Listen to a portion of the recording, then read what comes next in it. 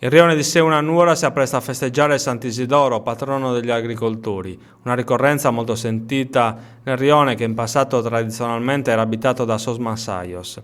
La festa in onore del santo, dopo un oblio di 50 anni, è stata ripristinata 4 anni fa. I festeggiamenti sono in programma il 24 e il 25 maggio.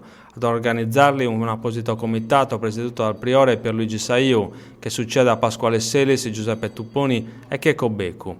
Il teatro della manifestazione sarà il rione di Seuna, che ospiterà non solo la liturgia in onore del santo a partire dalla processione, ma tutta una serie di manifestazioni civili che intendono rinverdire il legame dei nuoresi della città con le proprie tradizioni e origini agricole. Tra gli appuntamenti da rimarcare il percorso botanico allestito per le vie del rione dall'Ente Foreste. Ci sarà poi il mercatino agricolo di Campagna Amica della Coldiretti, spazio anche agli hobbisti e agli artigiani che nella 2 giorni di festa daranno vita al mercatino Esponiamo Nuoro. Grande attenzione alle famiglie e ai bambini con la possibilità sabato davanti al Sagrato delle Grazie di ammirare da vicino poni e cavallini.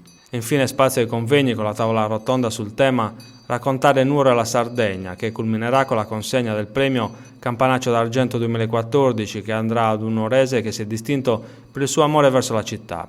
Come vuole la tradizione delle feste religiose in Sardegna, sabato sera sarà dedicato alla cena a base di piatti tradizionali che sarà offerta dal comitato. Seguiranno balli e canti in piazza. Domenica invece inizia la festa religiosa. Alle 11:30 è in programma la Santa Messa. Alle 15 verranno addobbati il carro e i buoi che trasporteranno la statua di Sant'Isidoro per le vie di Seuna, una processione che prenderà il via dall'antico santuario di Nostra Signora delle Grazie.